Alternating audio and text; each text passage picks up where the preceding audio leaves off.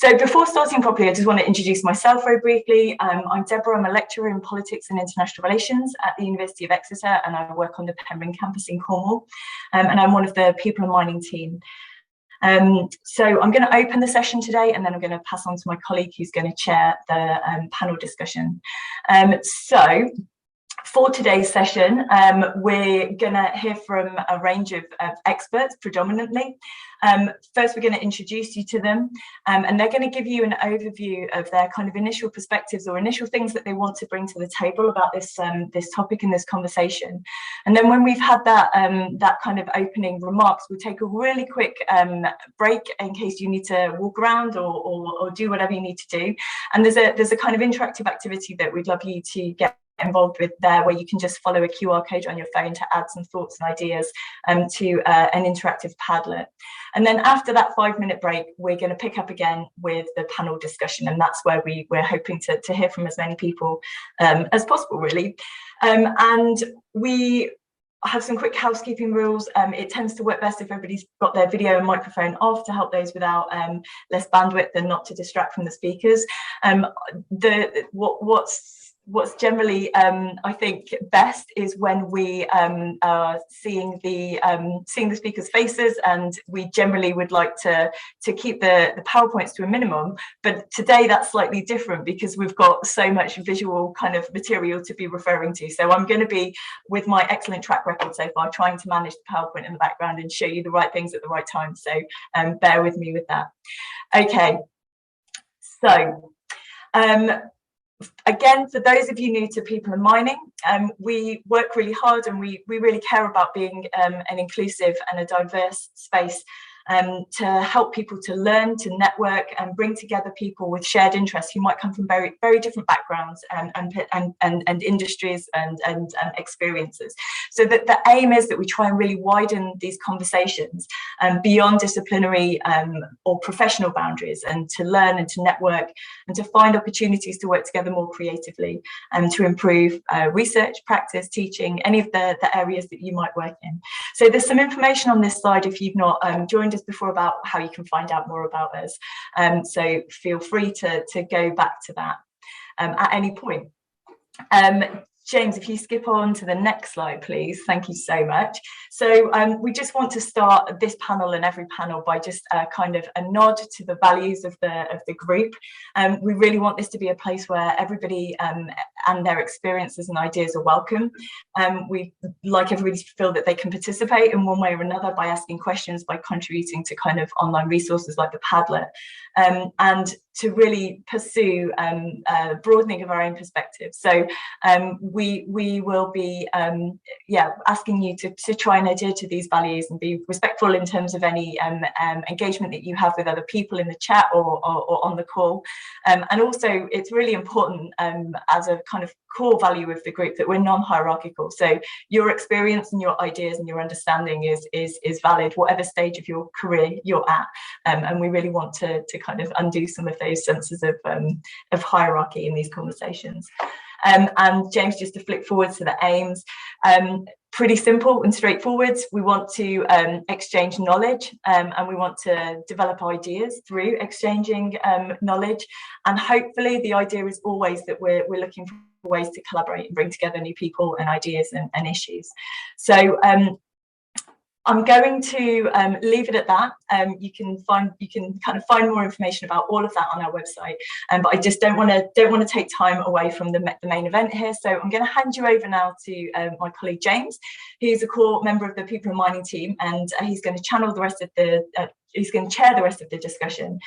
James is the Senior Manager of Mining with PACT. Yeah, I will hand over to you now, James. Thanks so much. I can, if you want to stop sharing, I can then get the PowerPoint up and do that.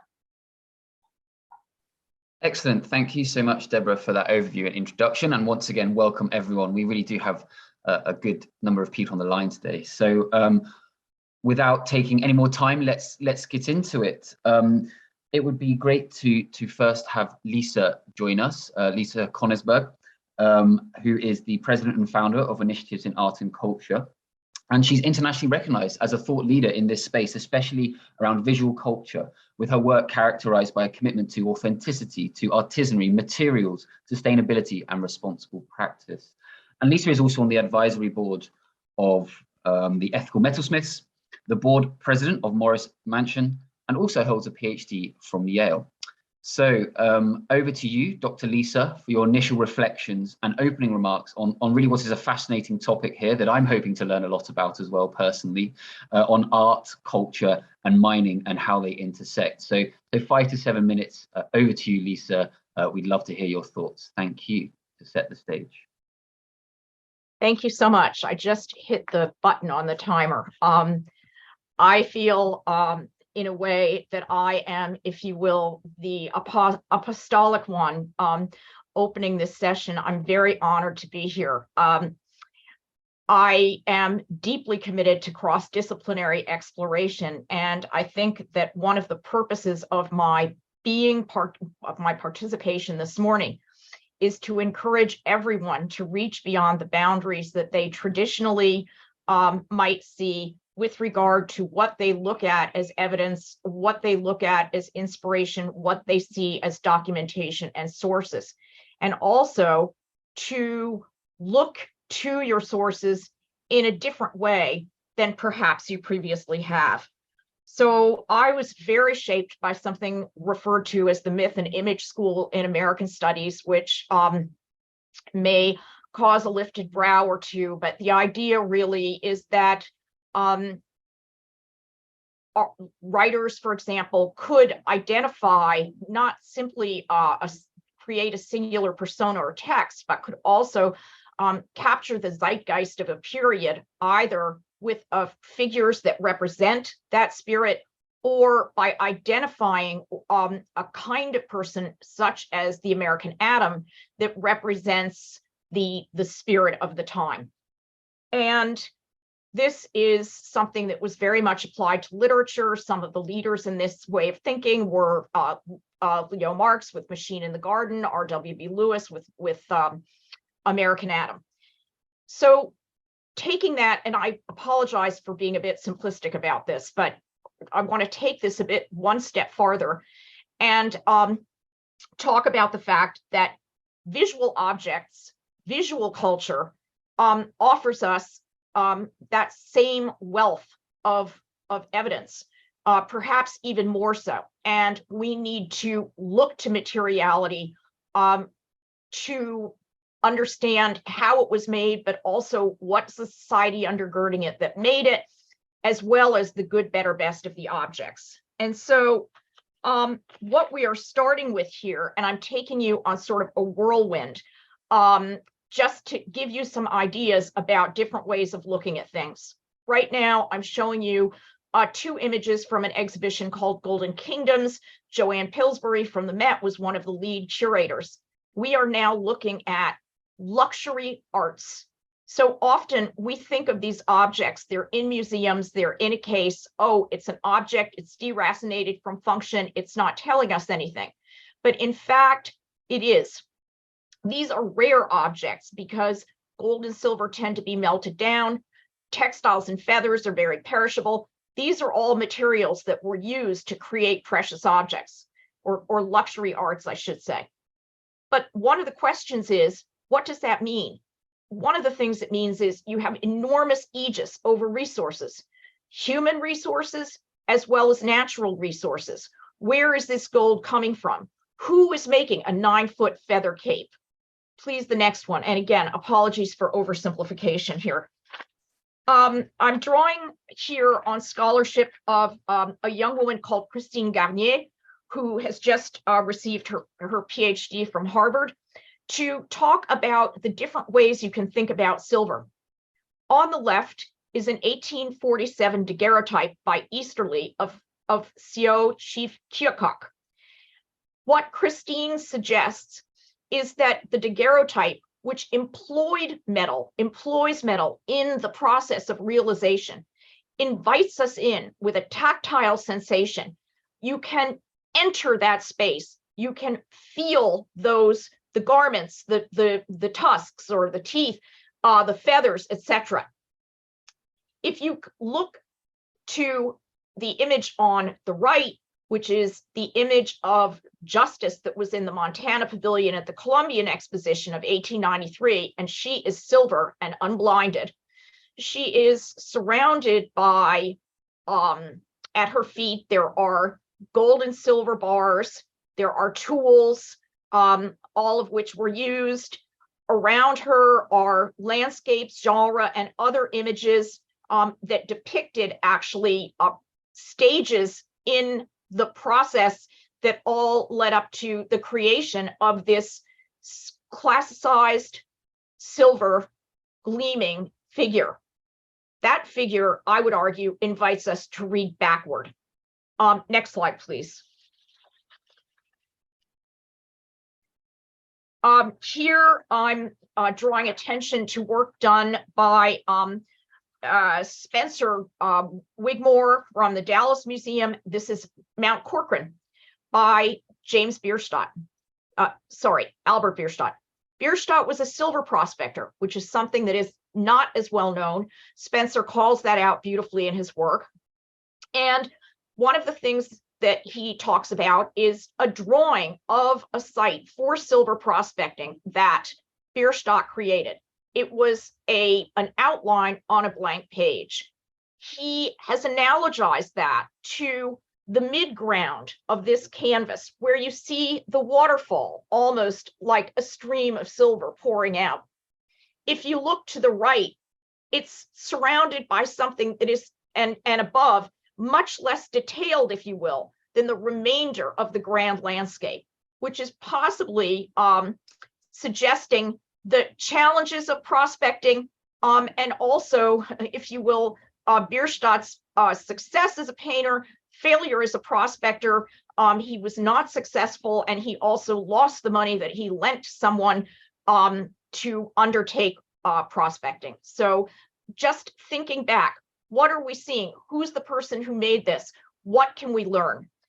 And also that this issue of extraction and materiality is far more pervasive than we think. Next slide, please. Paul Revere, John Singleton Copley, on the left, 1768. A man at the height of his powers, but he's positioned here not as a gentleman, but as a craftsman. And at this time, and Ethan Lasser points this out, he is facing enormous economic challenges in his career. His income from silversmithing has gone way down, and that silversmithing and engraving practice tends to be eclipsed historically by his role in the Revolution. So here he is with a teapot in hand, and it's resting on a pillow. The tools are to the left, in viewer's left, in front of a sleeve that's garbed in a simple, albeit virtuotistic for Copley's purposes, linen shirt. So you can be invited to read forward. What will he engrave on that pot? What is he thinking? What are the next stages in the creation of a finished silver object? But you can also be invited to read backward. Where does that silver come from? How did that silver get to the point where Revere was able to raise that pot and articulate the adornments on it? And to the left, I'm showing you an engraving of Western California. You'll see San Francisco, etc., identifying silver mines. Next slide, please. So here we go to the photographer Salgado. And here, what you have is direct representation of miners. And what I want to call out here is the use of framing, of positioning, of black and white, which conjures up the tradition of photography as sort of initiated by someone like Easterly, whose portrait of the chief we saw. They capture the scene of this mine. At the same time, these images make use of visual conventions and those things are involved with creating what becomes, if you will, a visual archetype. So it works both ways. You read backward from an object, but at the same time here, you read in a different direction from images like this. And again, I apologize for this, but I'm going on too long. Last slide, please. And here I want to just show you images from Blood Diamond. And the reason I'm showing you this is because I deeply believe in the power of culture to influence and change society. And I think that we need to be absolutely conscious of the fact that everything that we see is conveying a message, and that we have visual culture at our disposal to read as documentation, but also to shape, to write as messenger. And so the power, in a sense, is both in what we see and in our hands. Thank you very much for your attention. I really appreciate it. Sorry to have gone on so long. Thank you so much, Lisa. I personally feel like I've had a very good schooling in a bit of art, culture, history, and mining there that I really wasn't privy to before. So although you say at times, sorry to be simplistic, it was a fantastic level, I think, to bring us all together onto such an important subject. And I really like the powerful message you finished on there around the power of culture to change the world, and how important it is to see culture in that way. So thank you again for that art, history, mining, whistle-stop tour. It's a great framing for this discussion. I would like to add one thing, which is I very much hope this is the first of many conversations, because this is a fertile, rich area for collaboration, exploration, and change. Absolutely, and we're so happy to share this platform at People in Mining. And for those as well online, you saw the link to Lisa's organization there, the Initiatives in Art and Culture. Yeah, just thank you once again, and looking forward to more discussion throughout this panel and of course in future. I think it's an area that's really not given enough attention. So thank you for your work today and continuing on this. So with that, I'd like to now invite us to move on to our next speaker to also share their reflections for 5 minutes or so. And next up, we have Peter Oakley, who is a reader in material culture at the Royal College of Art. And his research there focuses and specializes in materials, making, manufacturing, luxury goods, and artworks. Peter is currently a co-lead on a material engagement research cluster at the RCA, as well as being a principal investigator for 2 UKRI and EU funded projects. And we hope to hear a bit more about these, I would hope, Peter. But he's also an ethnographer. Peter has undertaken detailed research in the field in places such as Alaska, California. We all know about mining and gold rushes there, but also Switzerland, Sweden, Thailand, and of course across the UK. So over to you, Dr. Peter, to hear more about your experiences in this regard and share some of your thoughts. Thank you very much. That's great. Thanks very much, James. I'm going to say there's 3 points to what I'm showing in terms of images. It's going to be whistle stop, it's going to be Eurocentric, and it's going to be scattergun. So we start in the 15th century and finish 2 years ago. And the first one, if we can get past that image of me, thanks very much. I felt it was useful to start with De Re Metallica, which is a German printed book from the Renaissance. And linking in to Lisa's comments, it's interesting to think about the fact that this book is not made for miners. It's made for merchants, aristocrats, businessmen, bankers to have some understanding of the technology of mining. And so the images will be seen in the format inside this book. If you go next slide, please. And the representation you have of miners is as part of a technological system. So here, the miner is a body that mines and nothing else. It's a slightly complicated image. There are other aspects in it, but if you look at it, you don't ever see the miners as people. You see the miners as part of a system, a piece of a machine. And next slide. This sort of reaches its apogee just before the period of revolutions. These are Rococo porcelain sculptures of miners from Germany. But oddly, they're even more decontextualized than the previous ones. You haven't even got the mine, but you've got very stereotypical images of miners of the period, but with a rather bucolic look on their face, even though they're engaged in very hard work. This changes dramatically for the next image, which comes from the post-revolutionary period. Meunier, who's a Belgian artist who was very interested in the plight of the labouring classes in Belgium. He has a fantastic oeuvre of work that covers different areas, but this representation is of a dead miner, and he introduces the idea of the community. This is the mother searching through the corpses that have been brought out of the mine to try and find the son. So though he's an academician, there's this social engagement, and you can see this thread going through to the present day in terms of what happens with mining. Next slide 3, please.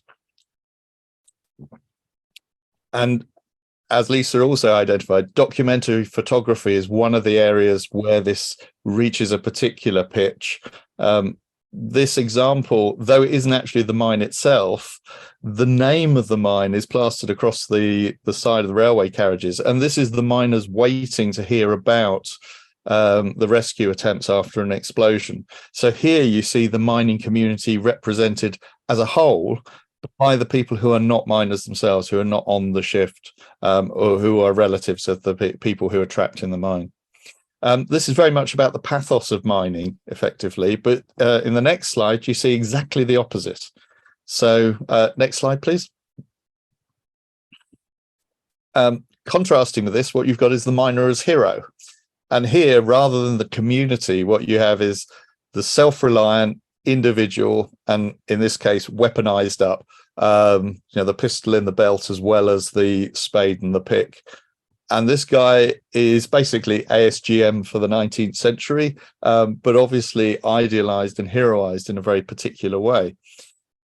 It's interesting that the same thing occurs in other contexts. So next slide, please. The person here, probably not recognizable by most people here today, unless you've got a very arcane interest in coal mining. Stakhanov was a miner in Stalinist Russia who became probably as famous as anybody in the Politburo for smashing his shift requirements in terms of the amount of coal that he dug out. And there were, I should say, a number of public sculptures. There were paintings of him, there are photographs of him, and actually Stakhanovism, can't say it now, is sort of seen as part of the collectives, the 5-year plan. He's a public face of that, and as the public worker. So this is very much a miner as the individual being represented through these different formats. Next slide, please. Which contrasts again with the idea of the multitude of miners that you see in this very famous photograph of the Chilkoot Pass. This is 1898. This is the Klondike Gold Rush. So here you have something that's sort of draws on the romantic idea of man against nature. These are the ice steps at the Chilkoot Pass, and basically the pressure of the mining gold rush against the natural environment. Next slide. Again, there's this aspect of romanticism, the strange environment. Here, if you look right into the middle, you can see these rather ghostly forms of the two miners. This is a picture by Graham Sutherland, which is actually of Giva mine. So those of you in Cornwall will have this as on your doorstep. And it was part of the war artists program that he went down the mine in Giva, and he started drawing these images. But there's an odd aspect about the sort of phenomenological engagement being in a mine, the feeling about this, that connects with that romantic, the environment against the person. But of course, we're in the Anthropocene here. What we have is a man-made environment that sort of looks natural and sort of doesn't. And the individuals are distant figures that are indistinct as well. It's a very complicated image for that. Last image, if you can click to it, brings us right up to date. This is the Zollverein coal colliery, which has been decommissioned in Germany. And this is the Light and Fire show that was put on by two installation artists as part of the celebration of coal mining. So here we're right in the Anthropocene. This is the human environment, and the impact is being celebrated, even though the colliery is now shut. So I think this probably takes us on to the next presentation, which will talk about modern interpretations of sites a bit further. But thanks very much for listening for that, and I'm sure there's some questions we'll have after. Brilliant. Thank you so much, Peter. Again, we've all been on a first-hand VIP tour of an exhibition there. I feel like we've walked around the museum with both of you to across these pieces and really been taken through them from two incredible experts there and linked together. So really appreciate that. And I was personally trying to draw on some of my modern history A-level around the coal miner there in Russia. I remember that well. And thank you also for that wonderful segue to our next speaker too. And yes, please, in the audience, I'm sure you've got lots of questions or comments. We'll have that panel discussion just in 10 to 15 minutes time once we've heard from our other two speakers. So save it for then. Great. So I'd like to now invite Gabriel Kamundala, who is a PhD researcher in the Department of Geography at the University of Zurich. And here his work is focused on the political economy of artisanal and small-scale gold mining and labor, especially in the eastern part of the Democratic Republic of Congo. And as Peter alluded to, Gabriel recently collaborated on the creation of Kamituga Digital Gold with the immersive art space of Zurich University of Arts. And this exhibition was also showcased at a museum in Zurich, as well as Berlin Science Week. And it's a digital exhibition I'm sure we're going to hear more about that focused around political geography, working conditions, culture of people's lives, and minerals that lay beneath the shiny surfaces of the mobile computer and cell phone industries that we're all communicating through today worldwide. Gabriel also has 10 years experience researching mining governance at the Catholic University of Bukavu in DRC, which is well known as a center of excellence in the mining space. So over to you for another 5 minutes or so, Gabriel, to hear some of your remarks on this very interesting topic. Thank you so much for joining us. Thank you very much, and for providing this chance of sharing our knowledge about the exciting subject of community perception of mining. So as you say that, and this related on the topic where I'm working on artisanal gold labor in the Eastern DRC.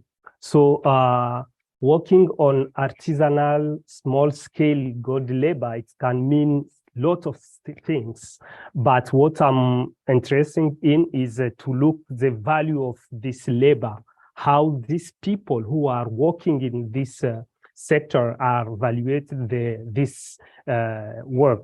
So, and I'm seeing this with the relation with other socioeconomic activities, which is play out locally, regionally, and globally. And it is in this perspective that I participate in this creation of Kamituga Digital Gold, which the project which highlight this relation between people, mining, and technology through digital and physical construction.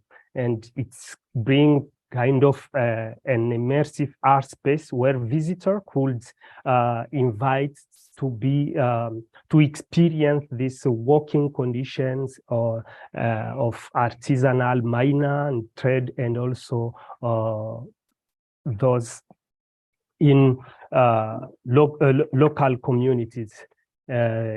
So how this was made possible? Can you share the slides, please? Sorry, Gabriel, if you just I can sort it in the background. I'm working on it. Yeah, okay, so let's continue. So this project, as I said, it aimed to highlight the relation between people, mining, and technology. What we did, I traveled to this region, Kamituga mining site, which is in one of the biggest mining site in the Eastern DRC in South Kivu. I interviewed people, and I also use the technology, because the aim was to go to deep in the mobile technology. I use also mobile technology to, let's go. Good. So that was the beginning of the project. We found that gold is also used in the mobile technology, and we try to understand, to go behind this mobile, this shine surfaces, and deep the working condition in the mining site. So next slide, please. So I travel, I say. Next slides. Okay, I travel in Kamituga with the material, with the technology as well. I made some interview with the miner, with trader, and with other people in this famous region of Kamituga. Next slide. So, as I said, you can see there is a back, please.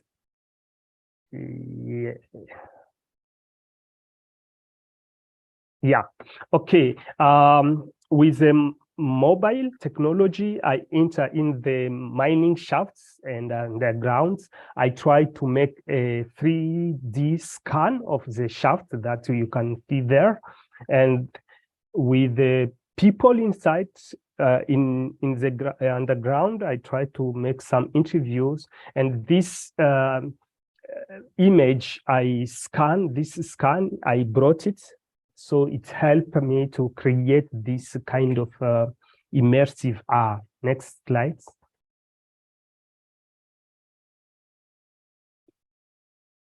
So as I said, I went through the whole supply chain. I interview this worker, and also those women who are working there, the transporter, and the miners who are involved in washing process. All of them, I got those interview from them, just as I say, and I will show later how they express themselves, how they feel, and what is their perception about these activities. Next slide.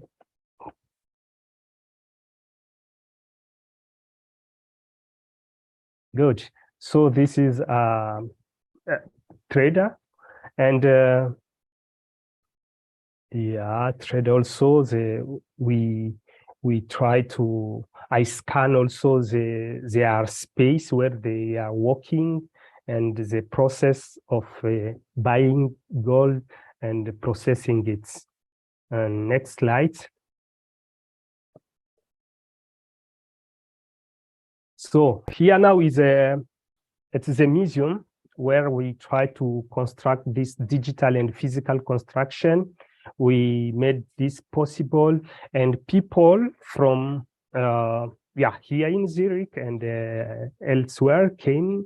Just they visit, and the good aspect of that was they could also enter inside. As you can see on the pictures, those two kids, they are now facing the same experience of working condition in the mining shaft. So for me, this project gave artisanal miner, gold and trader, it gave them the voice to speak out themselves about their perception of mining activity in their living space. It also gives opportunities to the end user of the technology, of course, to to share their perception, of course, as well, but also to experience this working condition of miners who are really mining this mineral which is used in their mobile devices or in their computer. So Kamituga put together these two perception from producer and from end user, and what should be done. They put this perception of what should be done in improving the condition of worker here. And for me, this is one of the important thing, since especially for policy perspective, because right now, as we saw in the previous slide of Lisa, that talking about conflict minerals, and now policy are coming up, trying to formalize this sector. But when we try to formalize, and now we can see that is a kind of top-down policies which only focus on products, but not on people. And this project for us, it was a good opportunity that people also can speak about themselves and about their product. And for me, this is very important to take into account. Thank you. Yeah, you can visit us, our project still on the website. Thank you. Thank you so much, Gabriel. That was, Gabriel, that was, again, a really powerful example of how digital technology and art can bring us closer together with the reality on the ground. And I think your last point around policy making as well, around conflict minerals, responsible sourcing, is so important. You know, you don't need a policymaker to travel all the way now to a artisanal mine site. You've brought it to them, and that includes those in countries, in least developed, economically developed countries in Africa, where a lot of these minerals come from, but also in Europe and North America, to really see the reality and better understand it. So again, a really powerful example of how art can mix with culture and also inform policy as well. So thank you for sharing. What an incredible and unique project. Great. So our final speaker and expert, we would like to invite to share their thoughts for 5 minutes or so before we have a very short break and jump into the full panel discussion, is Dana Finch. Dana is an artist who lives in West Cornwall and exhibits across the UK, having graduated from Dartington College of Arts. She's previously worked as a lead artist on community arts projects in Oxford, and also initiated and co-curated the Of Earth for Earth exhibition, of which I have a book sat on my coffee table somewhere. It's incredible. And also co-edited the multidisciplinary book of the same name. That's the one I was referring to. In addition, Dana has over 15 years experience within the higher education and university sector, managing multi-million EU-funded research projects, both at Imperial and King's College London. And many of you on the line may know her, as she's also currently the project manager of Horizon 2020 project, or known as Impact Mining. So over to you, Dana, for your thoughts and reflections on this incredible topic.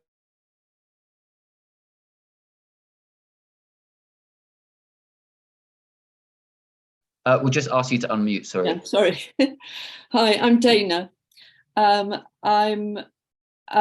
Just a small correction, that I'm actually not currently the Impact project manager, because the project ended a couple of years ago.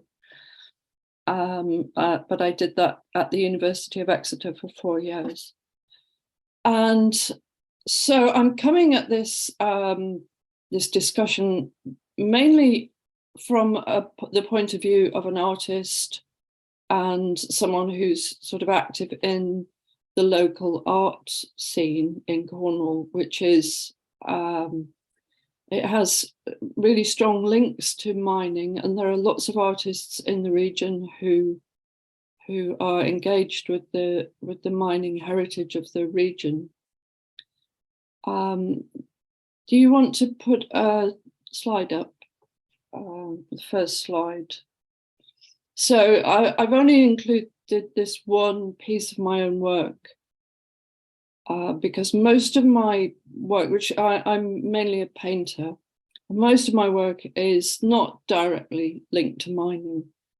But since working on the impact project, I've obviously become very aware of how mining really, it really sort of infiltrates every aspect of creating artwork, from the pigments that you use to all the materials. And because I work in oils, obviously it's it's something you can't get away from. And some of the pigments that I use and the other fellow artists use are literally scraped off the ground on old mine sites here in Cornwall. But what I really want to talk about mainly today is the process of getting artists involved in mining and extractive industries. And one of the projects that I've been involved with subsequent to the Impact Project is the Deep Earth Synergies project, which I started with Dominika Glagowski, who is in the audience today. And we had many discussions and really wanted to set up a way of involving artists in all the stages of mining. So from designing a mine at the beginning to putting an artist in residence into already existing mining companies.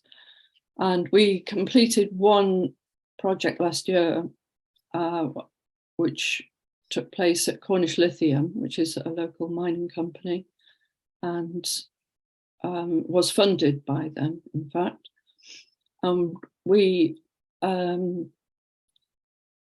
Sorry, my slides are a bit in the wrong order, but we set up an open call. If you want to look at a slide about what I'm talking about now, I think it's about number 7. Actually, it's the last slide. I'll come back to the other slides. So we set up an open call for this project, and we had a lot of applicants, mostly British artists. And I was quite surprised at how many artists did want to engage in this conversation about mining. So, and the artist that we selected was called Alexandra Augustus, who spent a week, over a week down in Cornwall.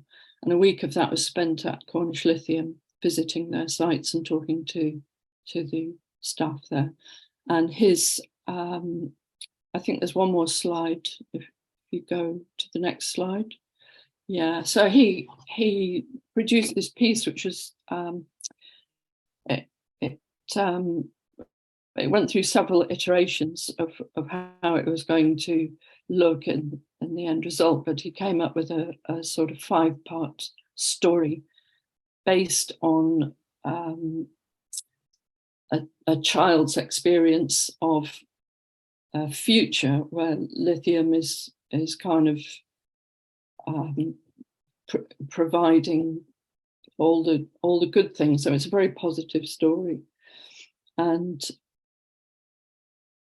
what was interesting about it was the way in which he worked with the mining company. And I think one of the things that has emerged from being involved in the academic field in mining and the artistic side is that very often the scientists or academics or people in the industry will view art as a vehicle to represent what they're doing in a good light. So this was a really interesting exercise in getting the actual people involved in the company to think about what Alexander was trying to do from an artist's perspective, and that, you know, I think the aim of that is to create this sense of sensitivity, if you like, and thinking of the environment and the processes in a more sort of poetic way, if that makes any sense. But this came after another project, which was part of the Impact project, which was the Of Earth for Earth. If you want to go back to the second slide. So we put out an open call again, and this was in collaboration with Kate Moore, who I think is also in the audience, and who was the lead on the Impact project. And we decided to put out an open call, and we again had quite a lot of applicants, and we're quite impressed with the way that artists really find the whole subject of mining very evocative. And I'm sure that's true across the world, but it's certainly very much part of the British psyche, and it really sort of inspires people somehow to create interesting artwork. So we had these 6 themes, which are listed here, from the quite prosaic mining for raw materials to more sort of poetic telluric voids, and the narratives of extraction. And so we chose these 6 artists who are named on the slide. If you want to go to the next slide. So this was the installation shot. The exhibition was at a place called Heartlands in mid Cornwall, which is an old mining heritage site. And we had this beautiful old industrial space in which to exhibit. However, this came at the beginning of COVID epidemic, and it also coincided with the Impact final conference. So it was a bit curtailed and a bit low on numbers. So as a result of the pandemic. So we also put together a book. The next slide, please. And the book expanded the themes of the exhibition and included a lot of writing from various people. The book is available. I think if you are interested to buy a copy, you can get it from Kate Moore at the university. And, you know, it's full of beautiful images like this of the exhibition. Brilliant. So I think I'm being asked to wrap up at that point. But that pretty much covers the, you know, where I'm coming from in terms of bringing art, mining, industry, science, academia together. Incredible. Thank you so much. Again, really powerful images and really fascinating projects. So like working so directly with local communities in Cornwall, and yeah, using art to chart the journey of lithium, this future critical mineral, or, you know, current critical mineral, as many of us know. Good. Well, I think in the interest of time, we will have just maybe a maximum 2 minute break. Deborah can share a slide with I believe a QR code, and we'd invite you to share your experiences. So yeah, please just take a couple of minutes, and we'll start just before the top of the hour at kind of 58, where we'll have a good 25 minutes or so. I'll try and stretch out a bit more. But again, thank you so much. And if you have questions for our panelists, please do start noting them in the chat. We do have some here as well, and some that were sent through already, but we'd love to have yours sent directly to our panelists here. So great, speak in a few minutes. Thanks. Yeah, just as a reminder, if you use the QR code that's on the screen now, it will take you to kind of a Padlet, which is like an online kind of notice board type thing. And we're just asking if you've got anything to add in terms of your experiences on this topic. How have creative practices impacted your perception of mining, the work that you do, or your own practice, or how does mining impact your own practice? And just because of the number of us on the call and obviously the time constraints, it's another way to kind of you can add links, you can add images, you can just add some text. So it might be a way to connect in with people and to pick up on threads or themes that are interesting to you. So so please do have a look at that over the course of the rest of the seminar, as well as in the break now. Sorry, not the seminar, the panel.